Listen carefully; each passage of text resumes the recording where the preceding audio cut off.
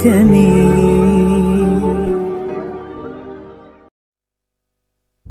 Assalamualaikum Ustadz, Salam. Ana min Malang, fil hakikoh ana uridu adhaba ila Misra wa asta'adda darusna ma sadiqatina fil Misra sanatain walakin qadarullah fi akhirih ijaz syahadati roba ala sanatain. Summa Ustadz akhirih ana darustu fil jami'a funnun.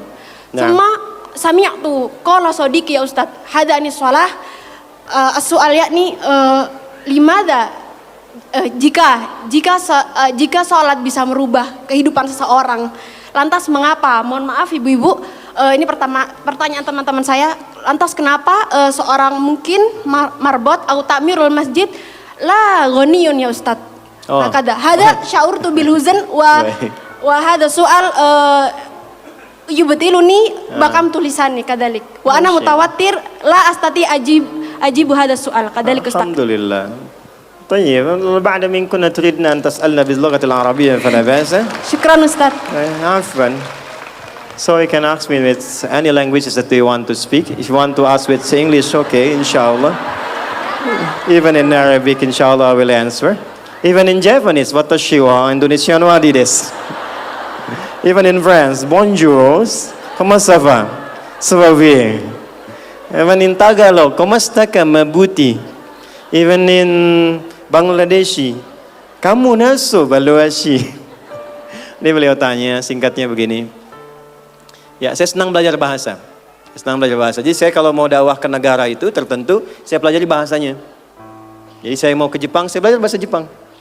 Ya, saya mau ke Eropa, saya pelajari. Ini teman kita, adik kita bertanya, kenapa marbot masjid itu nggak kaya? Kalau memang Islam itu datang untuk merubah kehidupan seseorang. Pertanyaannya yang mau dirubah itu apanya?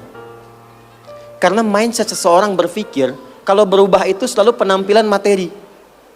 Sedangkan Islam itu datang bukan untuk merubah materi, tapi mempercepat dan memberikan keberkahan pada tujuan berkehidupan. Perhatikan baik-baik, ada 4 pilihan dalam berkehidupan. Silahkan gunakan. 1 dengan kedudukan, 2 dengan harta, 3 dengan ilmu, 4 dengan tenaga.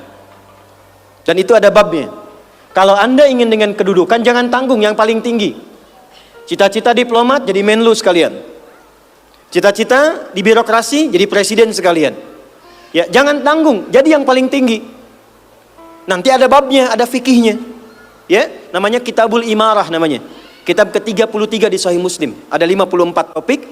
Topik ke-33-nya adalah tentang tata kelola negara. Kalau ingin kaya, jangan tanggung. Raih tingkat ketiga sekalian. Tingkat pertama tuh kaya, kedua kaya banget, ketiga kebangetan kayanya. Dan semua sahabat dapat level itu. Nanti ada kurikulumnya di Al-Bukhari, Kitabul Buyu', kitab tentang tata kelola niaga. Tidak pernah ada sahabat Nabi, kemudian tabi'in dan generasi setelah itu yang mengamalkan bisnis dengan metode itu. Tidak pernah mereka berdagang dan kembali modal, nggak ada.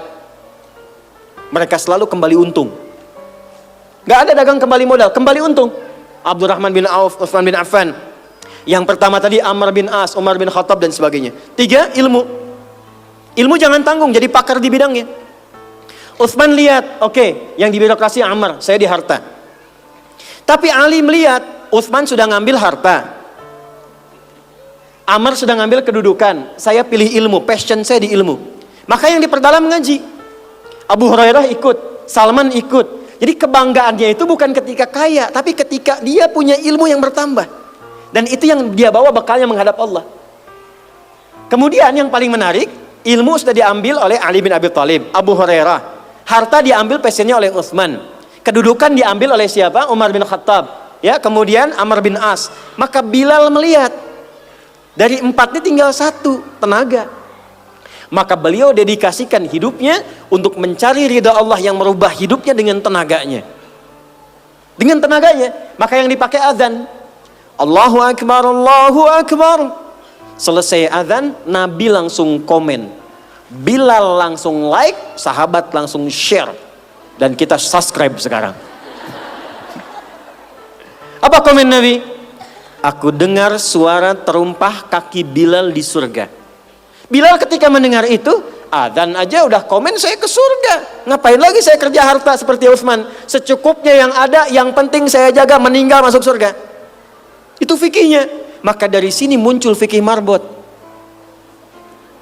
Jadi kalau Anda ingin jadi marbot untuk mencari dunia, Anda salah tempat. Anda harusnya datang ke Hijab Fest, lihat orang jualan, pelajari itu, besoknya jualan jilbab. Kalau Anda ingin menjadi seorang ilmuwan, salah kalau jadi marbot. Belajar, datangi pengajian, pelajari dengan baik. Saya Bu gini-gini juga, saya senang riset, senang belajar.